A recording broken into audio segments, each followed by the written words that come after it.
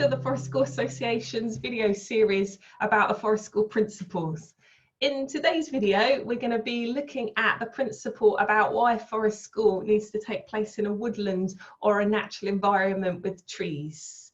I'm Louise, I'm one of the FSA's directors, and with me in conversation today is John. Hi Lou. Yes, I'm John. I'm also an FSA director and treasurer at the moment for my sins. Been involved with ecological education training, forest school practice for a long time now. Yeah. So the Forest School Association, or the FSA, is the UK charity for Forest School, celebrating and promoting quality forest school for all. Forest School is a type of outdoor learning that happens over a period of time where the same group goes back to the same natural space to build relationships and connection. It's also very person-centred and play-based, so the interests of the individuals are followed. Forest School is underpinned by these 6 principles, which were evolved and developed through the grassroots movement that is the Forest School community in the UK.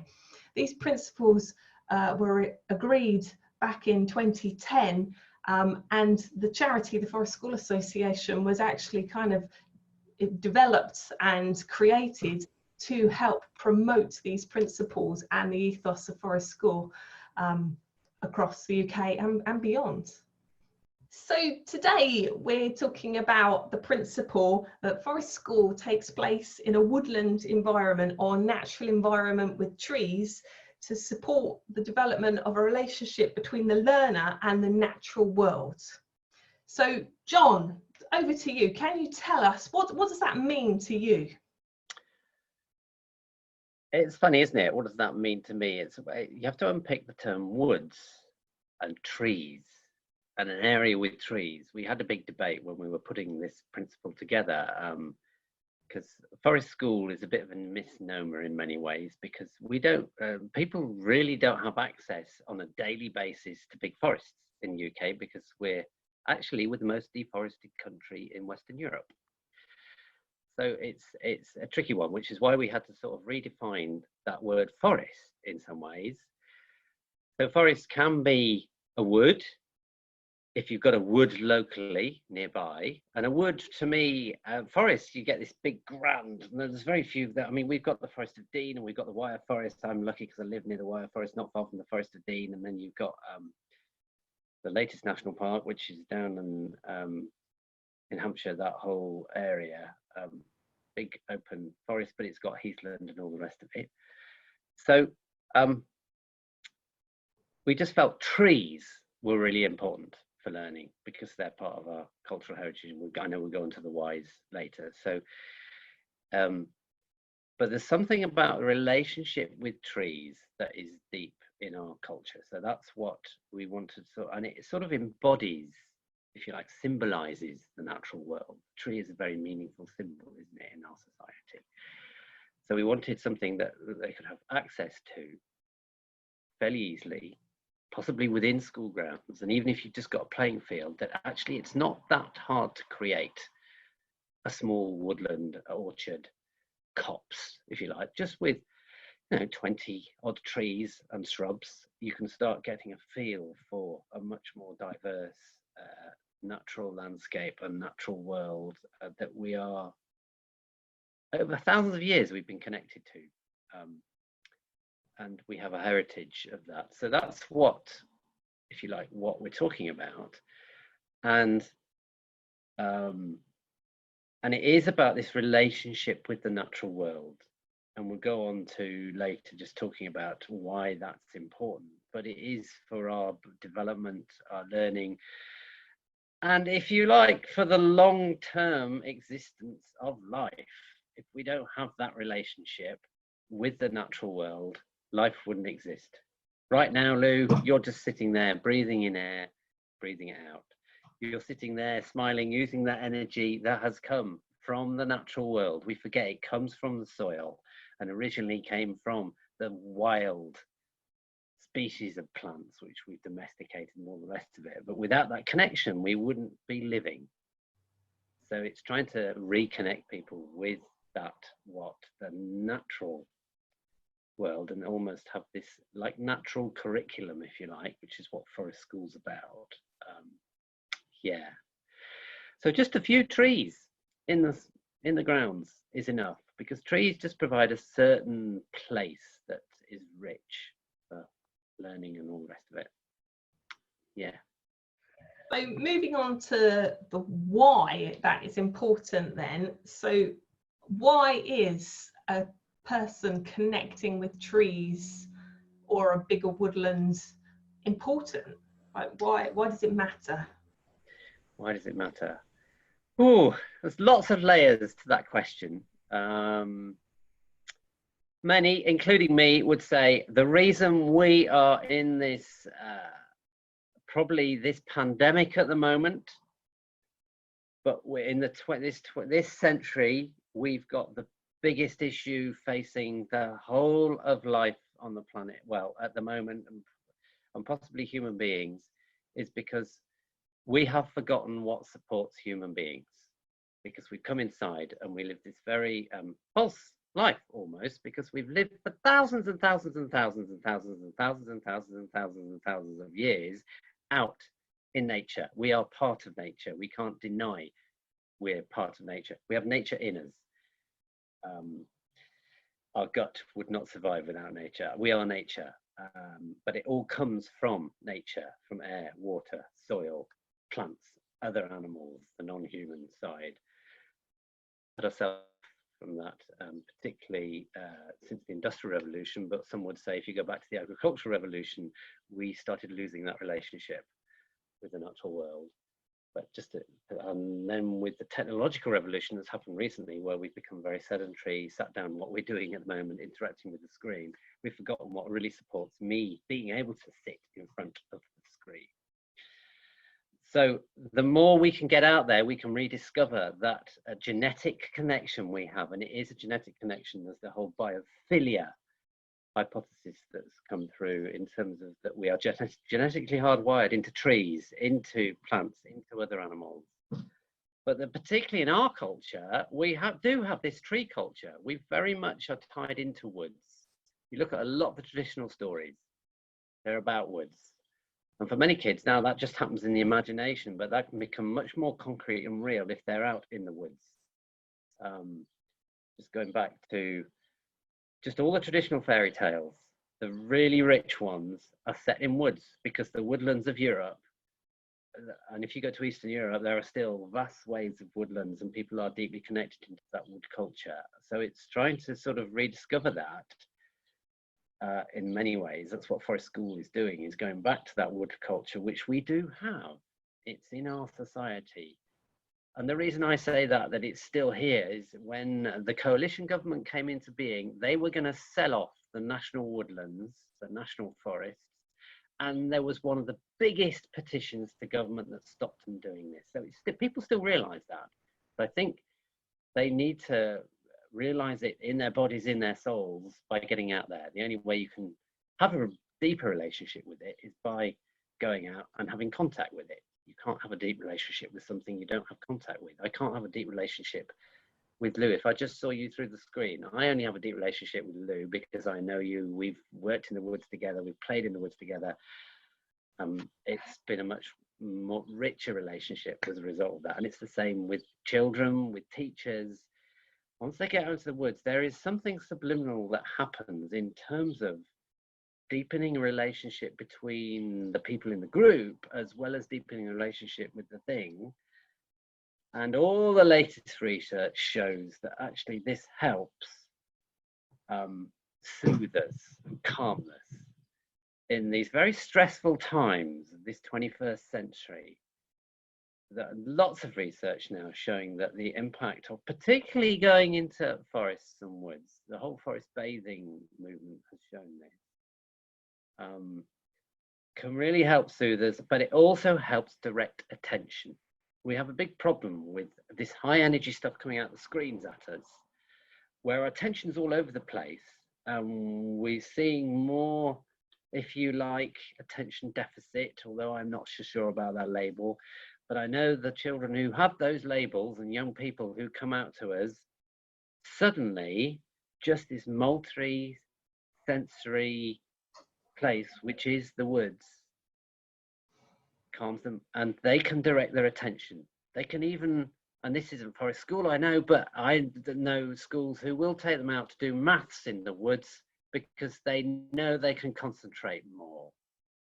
So you may get maths coming out of forest school, for example, if they're doing a project. I've worked with lots of young people who've ended up doing little woodworking projects or whatever, and suddenly they're doing maths, which is trigonometry, to make this stuff out of wood. So they're having that first-hand rich contact with wood, so they can really get that feeling of wood. At the same time, they're really attentive, and we've had teachers say, "Oh my goodness, they're rubbish at maths at school, but they've just done GCSE trigonometry. I wonder what that's about." And so it's part because they're doing something they're motivated to do and they have a need for it, but also this is the place to concentrate. It just helps attention focus because of this multisensory, subtle stuff that's coming in, not overt energy coming out of the screen. So I'd say for this society, it's even more important to be out in woods for the purposes of learning, but also for the purposes of, if you like, pro-social gathering and building a relationship with it. And this is the bit that really, the reason I got into this is so that people can then care for it. Because as I said, we're the most deforested country in Western Europe. And it's interesting just seeing how that relationship can build with trees, and we can care for trees and we can care for that habitat, and we can understand how the ecology works, and we can support that by planting or by creating dynamic edges of woodlands and within woodlands that might have been altered really drastically in the past, because that's where you get an abundance of life. So it's sort of valuing that diversity you get in woods and promoting it, and then seeing how that works because they've contributing to it because they've got that relationship. So there's some of the key whys for me. And even though I hate the word happy, you can see you have much more fulfilled learners, joyous learners. Joyous teachers who can feel very insecure because they don't go outside and they need that to sort of help in confidence going outside. But then once they do start going outside regularly, you can see them relaxing and taking more joy in the learning and with the learning that is happening with the learners. It just helps us feel good. And it's a place where if we are feeling bad, it's fine to feel bad. A tree doesn't judge. And I've had lots of young people say, "God, it's great because I'm accepted for who I am here," partly because of the environment is not judging me, whereas the environment, even here in my room, this is framing who I am, trying to frame who I am, whereas out there, I can really be who I am, if you like. So it's, and it's that happens with teachers. You just see them suddenly, everything comes down. Oh, I can really engage with the learning in a joyous way. Whereas it can be hard work in school. I don't forget my young daughter coming back from school at 5 and saying, "Dad, school's really, learning's really hard work." And I'm thinking, a child at that age shouldn't be using that terminology. There's something wrong here. Learning shouldn't be hard work. It should be joyous. It should be, you should be able to struggle with it and all the rest of it, but it shouldn't every day be a drudgery, day after day, which is what Pippa was saying, and I've seen learners do that all the time. And we had quite a chat with the school because we'd only just started this new school. And gradually, they started taking kids out more for all their lessons, and forest school wasn't around in that time. Well, I just suddenly thought, what would it be like if they had a statutory entitlement to going out at least once a week, if not every day? And I know that particular daughter would have relished it, and she did when they did go out. It really sort of struck a chord with me all those years ago that Pippa said that. So yeah, it's beneficial all round for the woods and for us and for all the non-humans we share the planet with. Mm. Yeah. So what you're saying kind of resonates deeply with me in terms of that primal evolution of humanity coming from nature, or being nature. And something I come across quite a lot talking to people day to day is maybe some people have forgotten consciously that that is what we are as humans, as you were saying. And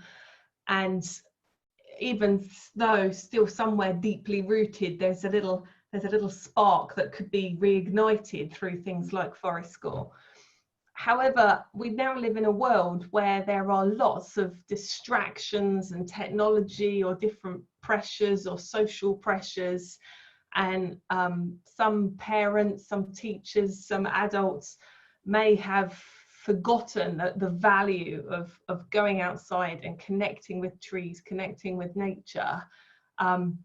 So I'm just wondering, have you got anything to speak to if we're a forest school practitioner and we're having to argue our case to get people away? You know, the national curriculum's full of all sorts of stuff that we need to cover.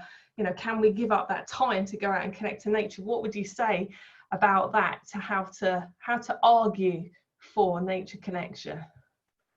I think the easiest thing to do, and this happens with all the training I've done of teachers, head teachers, even Ofsted inspectors, is when you particularly when you expose them, when you expose parents to it, when you expose teachers to it, when you expose Ofsted inspectors to it, just so that they can feel what it's like being outside in the natural world, and suddenly they calm and they get into the prefrontal cortex and can really do that, what's education parlance, metacognition, thinking about thinking. And they get that focused attention thing I was talking about, and really thinking it through. It's not until you realize it yourself, suddenly, my God, that's what that brain science is all about. Because we are working with the brain and the body as educators. That's what we do. And it's our environment that sort of, that relationship with the environment is really key. And all the research, and dare I say it, any educator worth their salt should really know some of those basics about the brain-body environment relationship. But once we get out there, we're not in this, the back here, this downstairs thinking, which is sort of reactive, rather than that proactive creative thinking, which relies on the middle brain linking it all together, that gets us into, because this is the area we're all often thinking about, is how do we teach them to think critically about maths and problem solve through that? How do we structure our writing? How do we do all that? We can only do that if we get up here, but we can only do that if our central brain and our body is working together, and it's in that regulated state. And if it's dysregulated, and we have lots of dysregulation and stress in society, we cannot think, we can't learn properly, deeply. So in terms of educators, that's my main argument. You will get much more productive, and you and I know this. We get it from teachers all the time. Oh my goodness, I've never seen them concentrate like this before. Or they're not like that in class. They're not that label that's given in class. They're completely different out here, and they're communicating more effectively, and they're on task, if you like, and they're actually fulfilling the curriculum. It's funny, if we're emotionally stable, if we're regulated emotionally, we know, and we've known this for years, it's not just the latest brain science, that we will get up into the prefrontal cortex, and we will start doing all that problem solving stuff and being pro-social and thinking about what we speak and how we relate to other people and how we can do all the things that are required in our formal curriculum.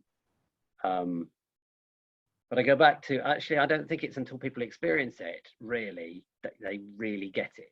So it's really been really interesting during COVID times. I've been working a bit with our local school, and parents suddenly realizing the value of this, because they've gone outside and they've rediscovered something, as you were saying, there's a little spark in there somewhere.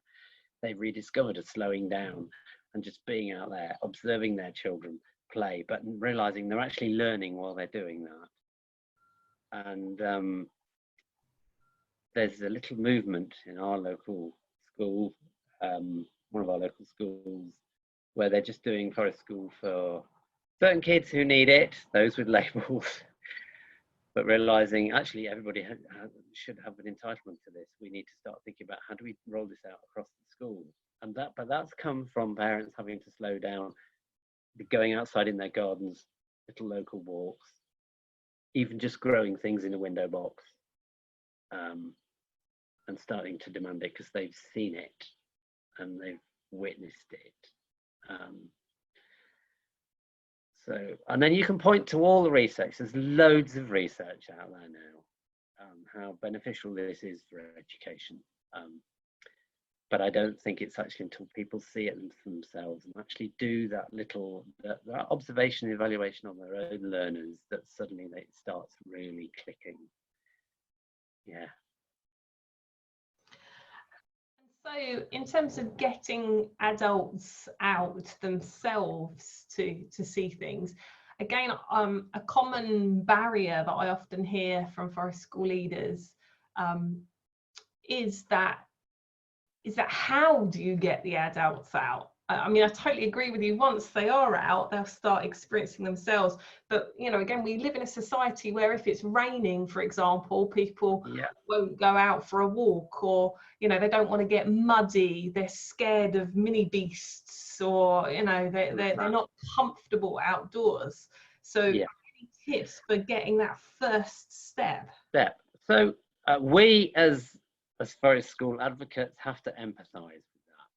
We really have to try, and even though sometimes it's hard because I've grown up in the woods ever since I was crawling, so it's really tricky sometimes, but I have to empathize with that. I mean, the reason I didn't go on and become a qualified teacher, because I did my teacher training but I didn't finish it off, was because I just couldn't be inside the classroom at all.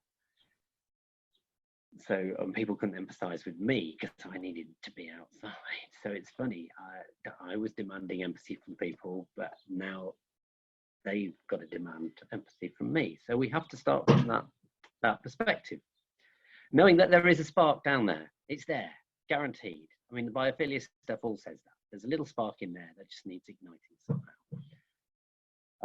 So it's working with that spark, but it's going from that point. So the one thing, if you like, for Worcestershire, for example, the one thing that really launched Forest School in all settings was our loan service. So we decided very early on, in the early days, Jenny, who was the Forest School coordinator, we're going to have a loan service of waterproofs and wellies, but not just for the children, also for the leaders. But they only had it for 6 months, and they had to sort of sign up to, they were going to get their own. The school was going to provide it, or they were going to get their own, because there's got to be some personal investment in this. And that got over quite a lot of barriers. It was amazing just how that sort of, that old Ruskin quote, people think it's from Scandinavia, but it isn't. There's no such thing as bad weather, just bad equipment. That comes from William Ruskin, one of our deep nature philosophers. So I think there's some truth in that they need to be fully equipped, that we do need to go back to some of those basic needs.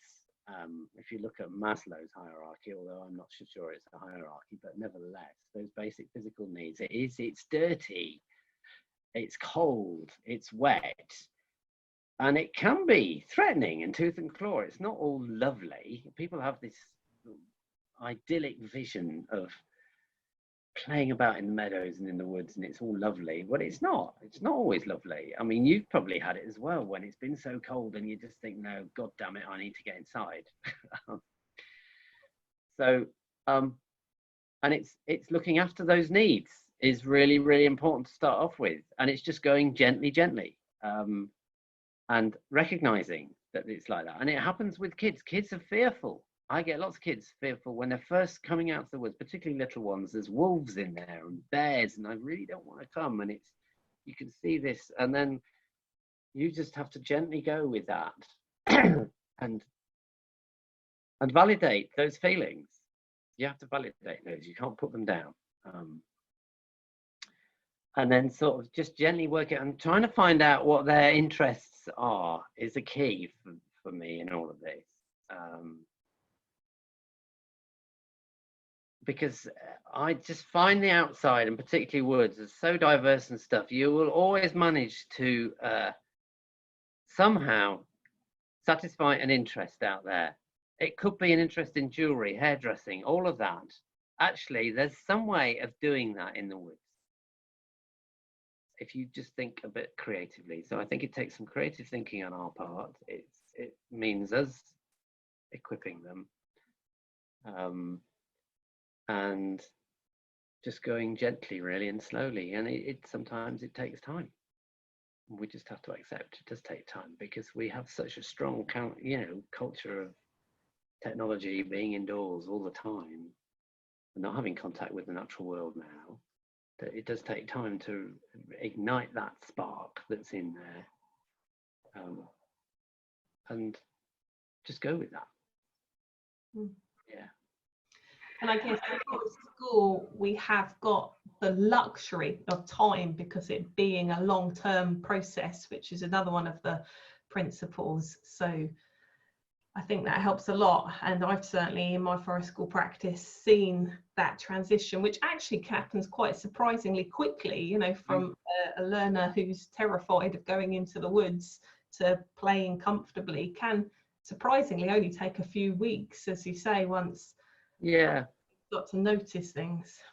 And I think with adults, I don't know, having worked with lots of teaching and done loads of insect training and all the rest of it, the one thing that I do, and it gets it with kids as well, if you cook food, their favourite food, over the fire, suddenly they'll relax, and and they all start thinking, oh my goodness, it's not so bad, this, is it? It's just that there's something about that communal space of cooking and eating together that is deeply in us that we don't do anymore, because we have TV lunches, and they suddenly rediscover that, and suddenly you've got through a little barrier somehow, and it really helps. Done lots of twilight sessions trying to persuade the rest of where forest school has got me in to come and help persuade the rest of the school of the value of forest school. And I've always said, we need to cook something over the fire while we're talking about this, and do stuff. And the forest school leaders have also said at the end of it, you're so right. We're now doing staff meetings outside, cooking something over the fire. We stopped doing staff meetings inside. So it's even just a little thing like that, which seemingly is little, but it's big in many ways, can help just meet a need. So I want to move on a little bit to exploring the site itself. I know a common question I get asked a lot, you probably do too, is like, what do I need in my forest school site?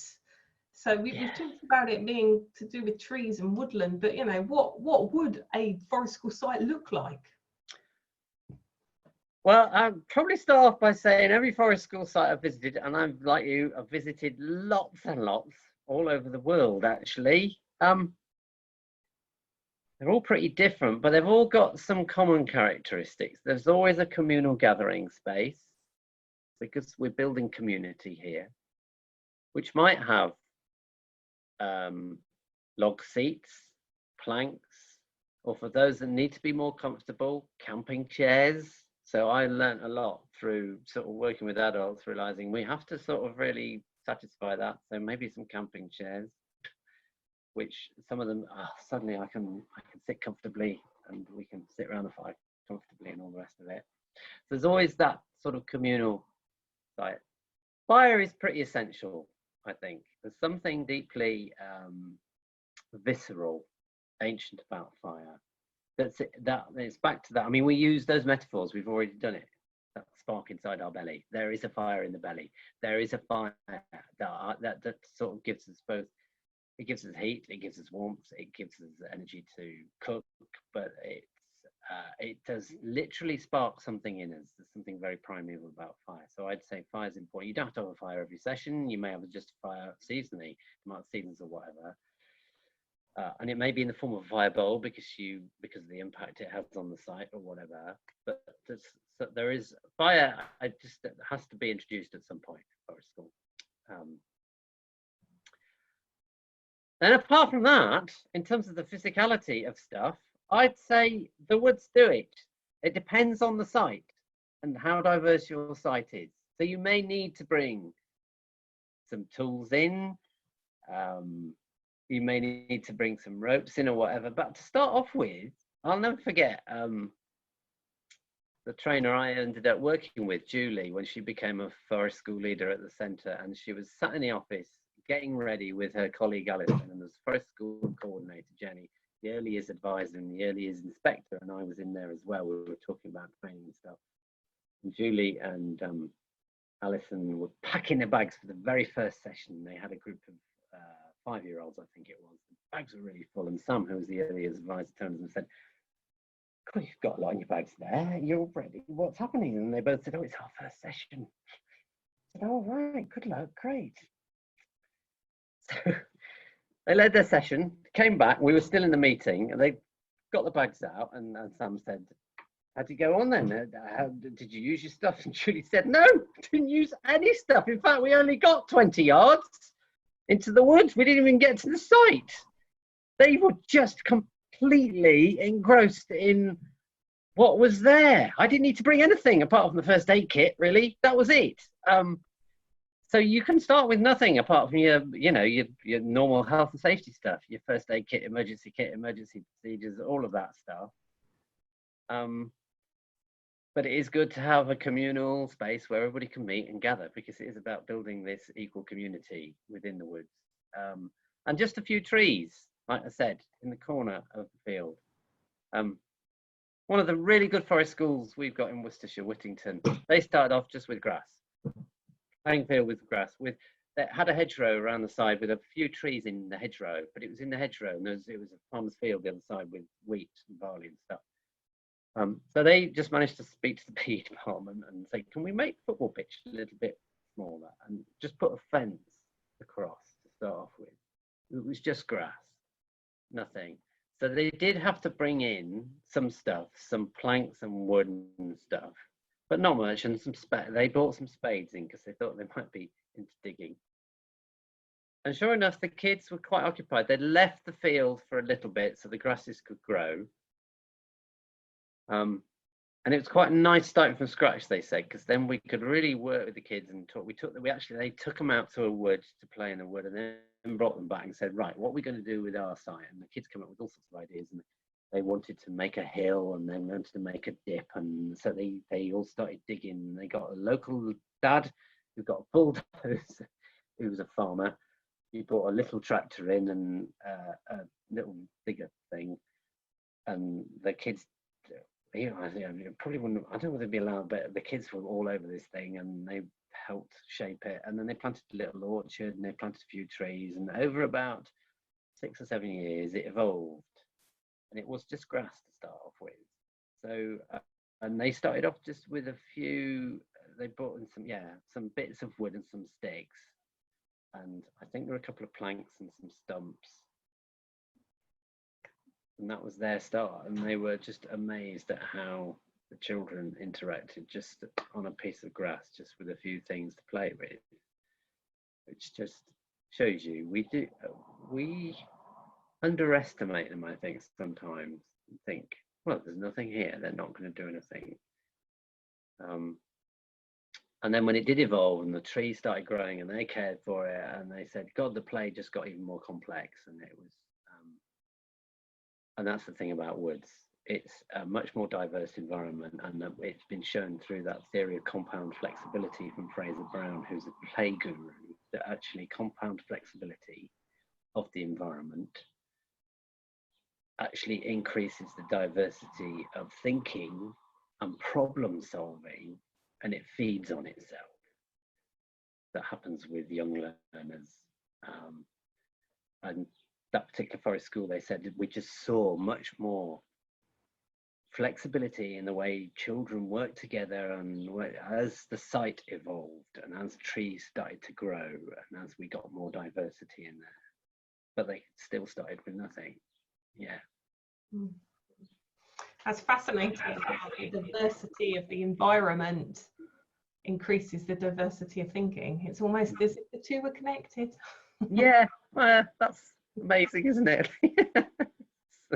I also love hearing that, like the example you were giving there, that where forest school, like the need to want to do forest school programs has actually led to environmental change, developing areas for wildlife, increasing the ecology, increasing the biodiversity.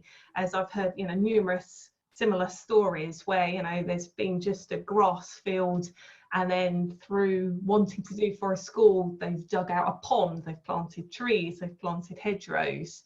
Yeah. So I don't know if you want to speak any more to how. Yeah, because that whole, I mean, I think that reciprocal thing, because that's what's happening there. There's a reciprocity happening between us as humans and the natural world. So we are getting some rich learning out of it, and we're wanting to put back in. And I think that cyclical thing is so important. So creating spaces for other wild things and knowing you are contributing to it, I think there's more investment from our point of view. And suddenly we understand that it is about these cycles of reciprocity, because the trees are giving us air, they're giving us oxygen, and we're giving carbon dioxide about it, but it's concrete, it's happening, that we can see that. And the trees can give us wood, but at the same time, when we cut that wood, they realize that some wood you cut and it grows back even more profusely, the coppicing. But in doing that, we can thank the tree, and we can use the tree for making something, or the bits of wood we're not using, we can just leave on the ground and it will become soil. And those nutrients can be taken back up. And the fact that we take in soil every time we eat, which is our nutrients that we take in, and the plants that grow in the soil, it's just making that more concrete as well, that whole soil cycle, if you like. So that's another reason for doing this, is going back to what we talked about at the beginning. There's something, because we are made of nature and we need to give things back to nature, and it's that reciprocal relationship then rubs off in our reciprocal relationships we have with humans as well. I think just that give and take is really, really important. If you talk about lessons in life, and if Ofsted, because Ofsted behaviour has gone right to the top of Ofsted's agenda, and that's all, the schools are looking at behaviour now, having to look at behaviour, particularly with this COVID going, how do we behave to each other, but also respect each other and all the rest of it. And what better way to do it than actually showing respect for nature and giving something back? And that just rubs off on our respect for each other as well. So that reciprocity stuff is so important if we're going to have a rich learning community. So another kind of barrier or common discussion point I hear a lot of from forest school leaders, and particularly as I'm a forest school trainer, and I hear people coming to forest school from all sorts of different backgrounds. Sometimes the ecology side of forest school might be very new to people. In fact, they might have only just started to learn about some of the ecology concepts when they've done their forest school training. So it, you know, the different species, the things like the soil cycles and the you know, the ecology of interconnectedness might be quite new to the adults involved in forest school. So I just wondered, is there any advice that you would give to forest school leaders that are looking to develop that knowledge, or, you know, they've got their site and they're not sure how to care for it best? Yeah. My first bit of advice will be just sit with it, watch it, listen to it, feel it. As you said, every forest school site is slightly different, and I think we have to build that relationship with it. And the only way you get that real embodied understanding is by you going out and just watching it and sitting with it. And watching the learners interacting with it, but give yourself that time as well. I mean, some of the, having done lots of forest school training, the one activity that most teachers just love is sit spots. And it is literally seeking that bit of solitude, sitting silently and absorbing and just watching everything that's going on, thinking about what does this mean for me in terms of my relationship with it and my own self, but also to just observe what's going on. There's nothing to beat that. That's what children naturally do. They'll observe. I had a story just last week, somebody who's got a forest school group, and they'd all just coming out of lockdown, and they were really high energy, running off into the woods, and then suddenly they had this big game. They all stopped. This was about, I think it was about 10 of them, to watch a bee. Just all of them, watching this bee going from plant to plant, and really trying to understand. It seems to be landing more on the bramble at the moment than it is on the wood avens. There's wood avens there. Why is that? And I think that's the best form of learning, isn't it? Where you're asking the questions that are coming up, and then you try and explore the answer to that for yourself, rather than going to the teacher and you having to tell them. Now, as teachers, we want to know everything and want to lay that off on them, but I think we have to see ourselves as learners. So that would be my first thing. So contacting, lots of local organisations, and even the FSA, we have local groups, so it's worth contacting, going onto the FSA website and looking at the local groups that are active. And there are many local groups throughout the country now who can give you support in terms of getting to know more about the ecology, but also how forest school works, and all the rest of it. And we do have a few, and there's nothing to beat actually going along to see forest school in action. So we have a recognised forest school provider scheme, again, which we've got providers all over the country. So it's worth just looking on the website and going along to see a forest school site in action.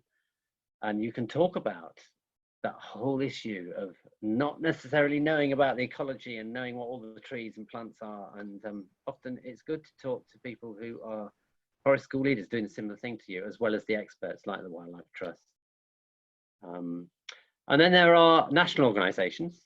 The Woodland Trust, for example, there's lots on their website now about tree identification, about woodland ecology, and they also provide trees. If you are creating a new site like at Whittington, I know they did use the Woodland Trust pack, as well as getting trees from the local area and wanting to plant a little orchard because we're in orchard country. So there's people like the Woodland Trust, and then of course there's the FSA. There's loads on the FSA website. If you're just starting out on this, we've got webinars. We're starting to build more and more resources to help people through. There's a big, long presentation about forest school and a little bit about ecology in there, but about the rest of forest school as well, that goes right across these 6 seminars, if you like, that we're doing. Forestry Commission, I've got stuff about woodland ecology, the Royal Forestry Society. So once you start digging into this, there is lots online to learn more, but there's nothing to beat you going out yourself. So once you've done the forest school training, and I get this lots, we get lots of people becoming forest tree geeks and just going out on walks with their families and not going half as far as they used to do because they had to stop and look at every tree, because suddenly it stimulated that curiosity in them and they're wanting to find out the trees for themselves rather than somebody else telling them what the trees are. So yes, if you need to go further, then there is all that support mechanism out there, and now's the time, really. There is growing interest in this getting back to nature, if you like, and connecting with trees and woods more. I mentioned just that big petition, which just showed there is an appetite out there, and that changed government policy overnight. They haven't sold off the national forest, thank goodness. Places where we all can have access. And I like to think that maybe forest schools had a part in that we've ignited that flame, and people are starting to treasure trees and treasure places where they can go into these bigger woodlands and bigger forests to relax and learn more and observe the ecology and really get to know it. So that's all. I think that's most of the things, in answer to your question about how can we sort of get through that initial, and it is a threat. I don't know about this stuff. How am I going to learn about it? But just accept that, fine. Just go out and sit with it and just really soak it all in for yourself as a starting point. And I'm kind of linked to this point. And another question I tend to get asked a lot, I expect you do too, particularly people early in their forest school careers, is, well, how do I find a site if I haven't already got one, or if I'm not in a workplace where there's already land? How do I find an appropriate site? Right, yeah. It's similar to some of the things I was talking about earlier on.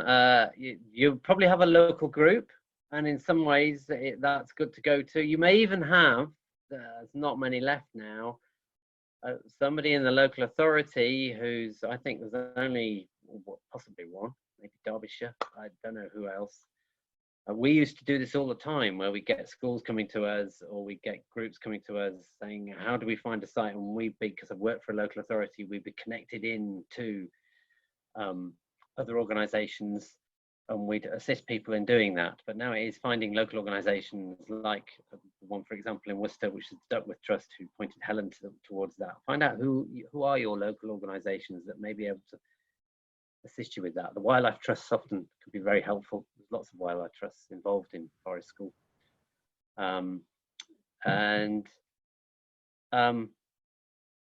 Yeah, and come to the FSA to start off with that advice. If you're in a certain area of the country and you think, I can't see a local group nearby, we'd probably be able to point you to some local organisation. But often every local authority has tree wardens, for example. And sometimes they are really knowledgeable people and will know some of the landowners nearby. We've got a couple of tree wardens who I know actually really facilitated forest school being done in some local woods. Or create your own site, like that school that we talked about. So you may be, I don't know, you may be a little community organisation working out of a village hall. We've got one who had a little bit of, it was on the cricket field, and there was a corner with a couple of trees in, and they had to talk to the parish council. The parish council were only too happy for them to start tree planting and delineating it and turning it into their forest school site. So often, yeah, local authorities right down to parish council level can be really helpful from that point of view. And in my experience, most people, once you explain what forest school's about, and it is about caring for a site, looking after the trees, building a relationship with the trees, they're only too happy to know that there is somebody who's going to come in sensitively and not destroy the site, because this is about actually looking after it. And that somebody's got an eye on it the whole time. Yeah. Just to add to that, I've also heard of people putting out calls on social media, for example, and then actual private landowners getting back in touch, like farmers or estates or even families that have bits of land, and you know, they've put a call out and have been answered by individuals or families as well. And it from a farmer's point of view, I don't know what's going to happen post-Brexit yet, but in the good old days when we had all these stewardship funds, it was part of they could get money subsidised if they were opening their land up to the community, and it was being used in that way. So it was a way of actually fulfilling some of their landowners' agreements that they had, which they drew funding down. I just hope with this new government, which they have said in their 25-year environmental action plan, that forest school is very important. It's one of the few things that's been mentioned, that sort of thing will come back as a result of what's happening post-Brexit. We'll have to wait and see, but it was quite interesting. The same thing happened here. We had farmers saying, oh yeah, I've got a bit. In fact, I can put this into my stewardship application because it will really help in terms of that community involvement with our land. So yeah. So moving on from thinking about the site and the woodland and the ecology itself to the aspect of this principle about it building relationships. So you've already talked to how being in nature just in itself is very powerful for developing connection and reigniting that primal spark in people. But I wondered whether you had any particular case studies or examples of also how we as forest school leaders can nurture that relationship more and maybe help encourage it grow. Right. There's two words that come back to me time and time again, both from learners and also from teachers, that this forest school gives in terms of relationship building, and that's time and space. And from that perspective, they're talking about time to be in the natural world, just building a relationship with it, and time to be alone but not lonely. That's key. So I mentioned sit spots earlier on, and no matter what age group, because I've worked with age groups from reception, so 3-year-olds, 4-year-olds, right up to mid-20s, and lots of challenging teenage groups. But even the teenagers, once we've got to know each other and all the rest of it, we'd have some sit spot time where they'd just go and sit in the woods. And that was often just the most powerful thing. It's the most simple thing. And some people say, well, is that like mindfulness or meditation? And there's an element of all of that, but it is just time to be. And to try and switch off all those little voices in our heads and just be with the wood in that time, in that space. And if you can do that regularly through the season, you suddenly build a different relationship because you see it changing, and it'll change in, week out. We had a little webinar, one of our webinars yesterday, where Helen, the person I was talking about in Worcester, we started talking about culture, and she says it's really funny that the group that I'm with on Saturdays, this is Saturday Forest School, their little culture, it sort of changes each week because the site changes each week and the stories of the site change each week. And you can see them, they all have their own space that they go to. So I sort of had a chat with her this morning because I knew this was coming up. So you said last night you talked about their own little space. So have you done sit spots with them? She said, yeah. Well, at the start, we structured this quite a lot, but they sort of, some of them naturally go off and do it every week, and some play and all the rest of it. But because I've given them that opportunity and shown them what this sit spot thing was all about, which is about just going off and sitting and being and trying to be silent within ourselves and not talking. But you may need to move around in your special little place. And some people dance in their sit spot. Some people even sing, but they're by themselves. They're like communing with the woods in their own way. And it's funny how this culture has and it shifts each week. But there is definitely a culture of connection with the site that's changing through the seasons as the site changes. And you talked about long term. That's a real key thing for me, is experiencing it through the seasons and seeing it, how it changes and how the stories of our relationship to it change from week to week. So it's funny her just mentioning that last night, and I just thought, yeah, that's interesting. She said it's like a microculture that we've got here within the group that seems to evolve itself. So I think, yeah, sometimes it's about us talking about our own relationships to the natural world and really mirror that, and they can sometimes help them just work through their own thoughts and feelings about how they do connect with nature. And knowing that actually everything we do out in the woods, because the woods is always there, really, really helps. So I'll never forget one little lad, and this is on another video that we've got, but I'll tell it again because it always sort of just gets me every time. This little lad, middle of Redditch, Forest School. Redditch is quite built up. It's a funny place, Redditch. It's all it's like a new town, but it's pretty built up. But they have greenified it, and in his school grounds, they did have a little area back of the school grounds. With about 6 or 7 trees. They had a willow hedge around it. They planted some shrubs up. And the forest school leader, I was going in to assess her. She said, John, there's one little lad here. He will grab your hand, just to warn you. I said, oh, okay, fine. Do I need to know anything? She said, no, it's all right. It's fine. Yeah, but he'll just grab you. I know he will. So sure enough, they're all putting their wellies on and stuff. I come out, and this little lad, and he's got his wellies on. Sooner than anybody else, he goes up and he grabs my hand. He says, "You're John, aren't you?" Because she'd obviously told the group. I said, yeah. And so we were having a little chat on the way to Forest School, and I said, "So, what have you been doing?"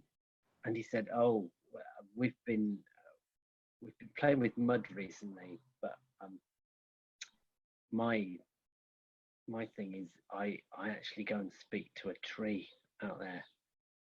And the Forest School leader was earwigging on this. So we got to their site, and they had a little fire circle. We all sat down, and she started off by introducing me to the rest of the group, and she said to this little lad, and Ben's already made friends with him, and I think he's got something to say. And she'd had a little whisper in his ear beforehand. So he stood in front of the group, and he's a little lad that sort of needs quite a lot of boosting in terms of his self-esteem. So she was really good at this. And he said, I think we're going to start with treat to be me time. And then he sat down. That was it. So she said, right, yes, we're going to show John what treat to be me time is all about. So she did the little introduction to it, and she read a little poem about how important it is to be still in relationships and listening to it. It was really sweet, a very simple little poem for these 5-year-olds. When you're trying to be friends with something, being still and listening. Okay. I think it was a Michael Rosen poem. I can't quite remember. Anyway, we all went off, and he grabbed me by the hand, took me off to his tree. And he sat me down one side, I sat on the other side, and we were both leaning up against the tree and completely quiet and silent, and everybody else was around, and it was just amazing. And they were about probably 8 weeks into something like their 8th session, actually.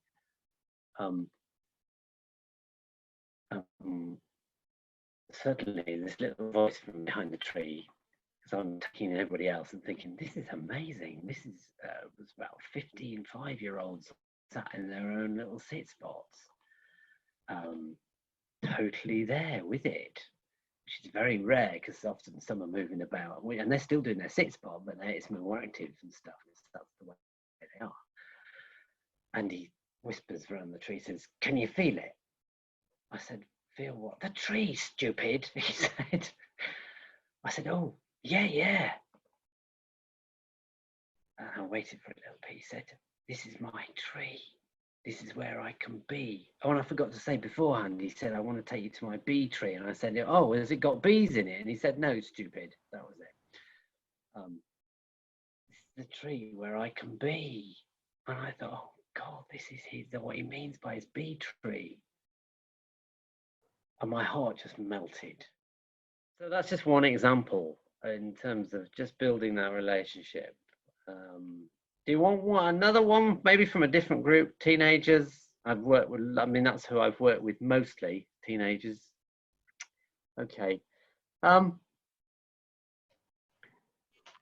So we'll take this one. This is a girl who we used to have the local pupil referral unit would come up to us in our woods, and they had a little room which was like their nurture room for those that really needed it even more than the others. Even though it's a pupil referral unit, they all need something like that, but need to be out in the woods and do their thing. And they came out and did Forest School with us, and we heard this one girl a lot, because it was a classroom across the way from the main centre, but you could always hear her. She swore, and because we had lots of groups coming in. And I went out with the group, and we started this much longer program with them, knowing that she was pretty loud. And I'm trying to find what her passion was. And her passion was makeup, big time. I'm sure she'd love that. This latest series on makeup and beautifying, forgotten what, by the winner of Strictly Come Dancing last year or something. I've forgotten who it is.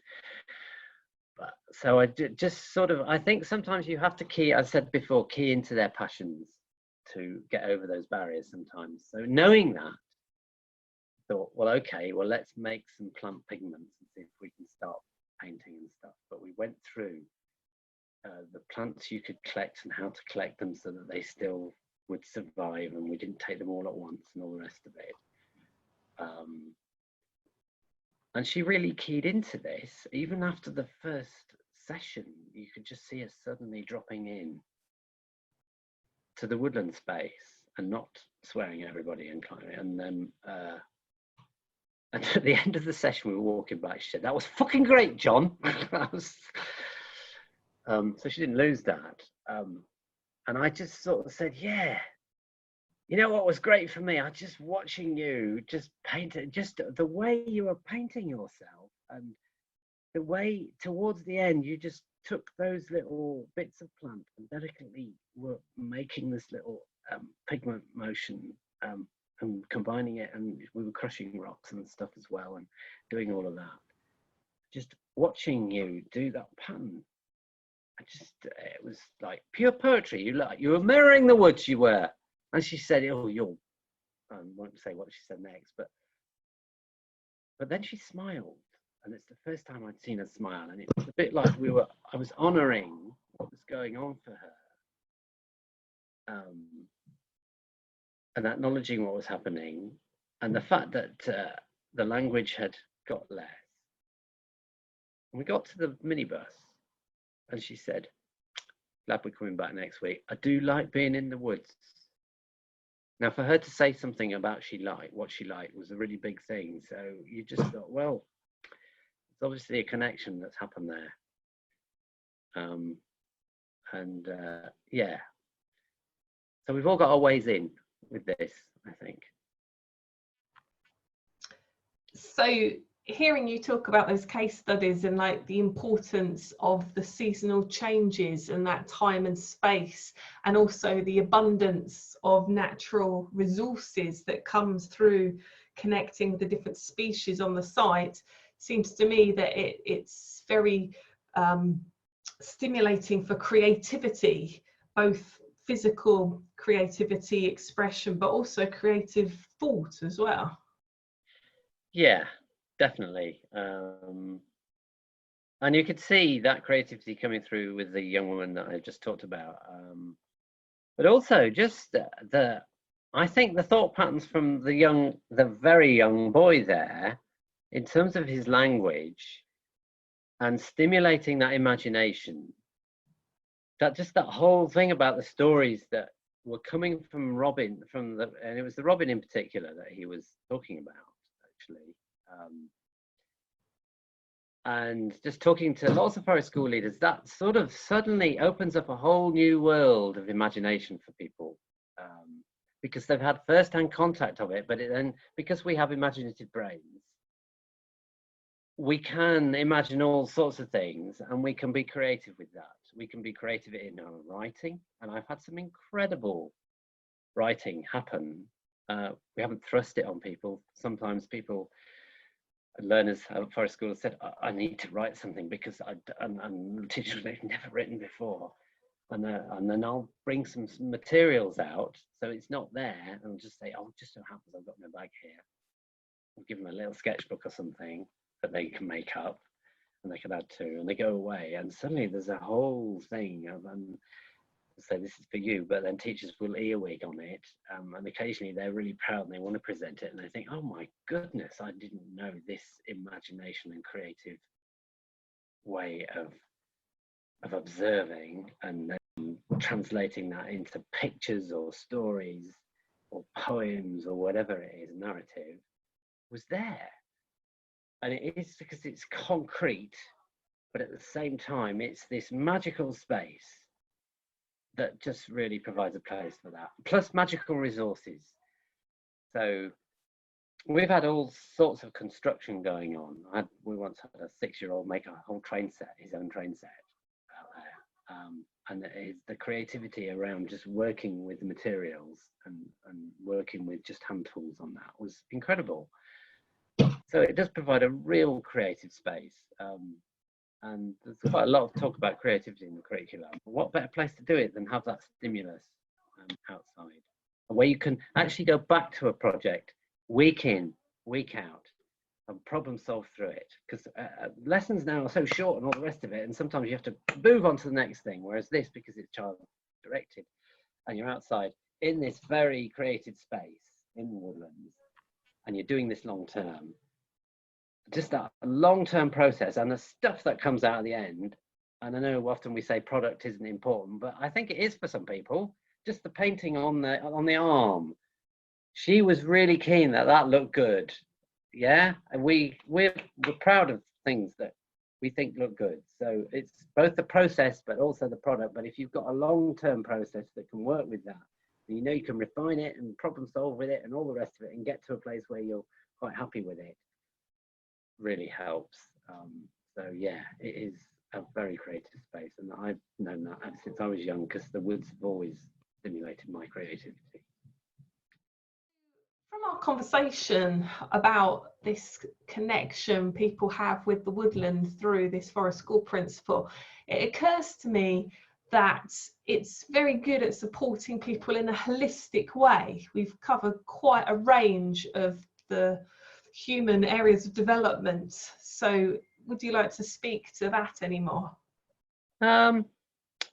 Yeah. I think because there is a synergy between ecological relationships being integral but change. Woodlands, there's a whole myriad of interrelationships, and it's all integrated into this thing we call the woodland ecosystem. And it's the same with the learning ecosystem, if you like. It is stimulating our mathematical brain, if you like, at the same time our emotional self, and at the same time our historical perspective, even, because woods and land has history, big history, and we can quite easily weave that into whatever we're doing. If we're cutting a piece of hazel, for example, to coppice for something that we're going to make, at the same time you can informally share the fact that this coppice has been around since the monks were coppicing it.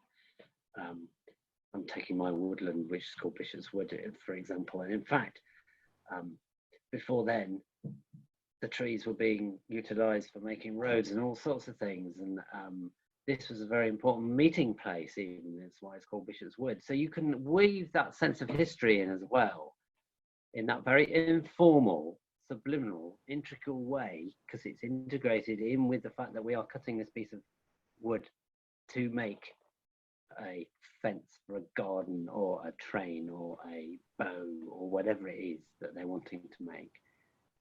And at the same time, it's also increasing literacy. There's a lot talked about literacy and numeracy, but this is integrating it into life. That's what holism is all about, and into our bodies, because we're having to cut it. And at the same time, we're expressing ourselves. And I think it's that expression that forest school really does stimulate, in terms of that whole way we are trying to work more pro-socially and pro-ecologically. In terms of how do we express ourselves, both through our bodies and what we're making and what we're doing with our hands and what we're doing with our faces, as well as our words. And it really does stimulate words. There's been quite a lot of work done on just, for example, on gender and the impact that going out to forest school has. And it's a leveler, big leveler. So we're all starting from the same place. The woods don't judge, we're not judging, and there's less of that gender divide at all as well. And it's been shown that boys suddenly start talking more because there's this doing and using words more, and girls start doing more physicality things, and it's not seen as a boys' domain, being out in the woods and these rough, tough, working with tools, all the rest of it. It is very much a leveler, and it's because everybody is working together in this very integrated way. And it's about life experience. You're actually in the real living world. You're not something that's living and growing and changing. And we change too, all the time. We're all changing all the time. So I'd say in terms of that all-round development, both ecological development of the site and our own development, human development, and our development of that relationship with the non-human, you can get a better holistic way of learning, more integrated way of learning. Yeah.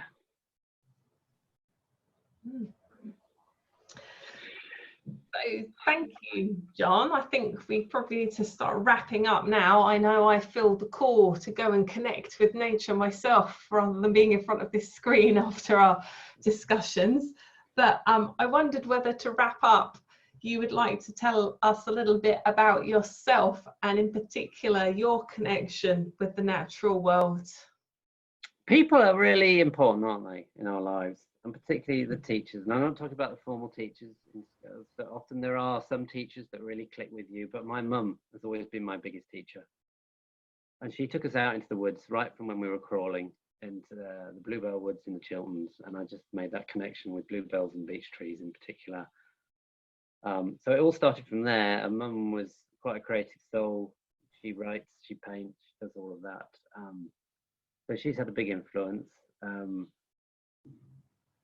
So my nature connection started very, very young, and I was part of the Scouts, and I did get involved with the youth club, and we did a lot of stuff outside. We did a lot of climbing and caving, as well as going out and running about and playing big wide games in the woods.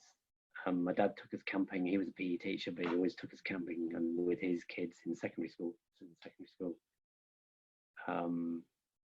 So it's always been there. And then I did an ecology degree, and then I went and worked for what was the Nature Conservancy Council, now Natural England, for a couple of years on one of their national nature reserves, managing ash woodlands. And ash, that's my tree. If you want to know about my tree, it's ash.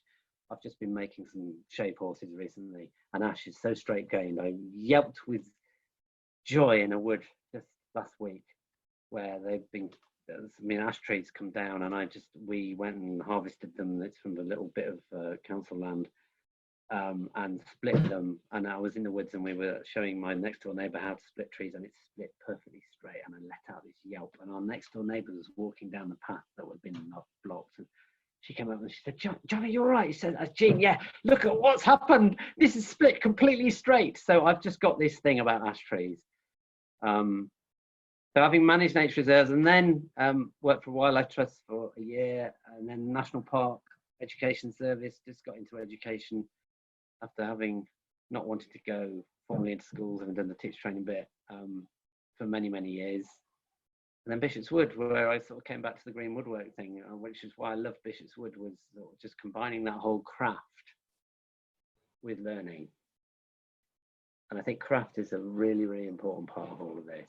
That whole creativity through craft and using our hands rather than just doing this on this machine in front of me, just working with the hands, which helps develop the brain. We know this from some of the science. So I've felt blessed that I've had this throughout my whole life, really, through my learning. And a geography teacher at school really stimulated me. He set up a little conservation group, and then carried it through to university, and then into work, and I've ended up where I am. Yeah. Mm-hmm. And you've ended up sharing your thoughts in this conversation and supporting Forest School. So a big thank you for sharing your stories and your thoughts about this principle, John. Thanks. And a big thank you to everybody who's watching at home as well. And just a reminder, this is one of a series of 6 videos where there are deeper discussions about each of the 6 Forest School principles. We'll pop all the links in the description bar below. We'll also perhaps link to some of the references that John's been speaking to in this particular video as well. Do remember we're the Forest School Association, so if you feel a call to join us and help celebrate and promote quality Forest School, you can find us on the internet, which is appearing now on your screen. A big thank you, everybody. Bye. Bye.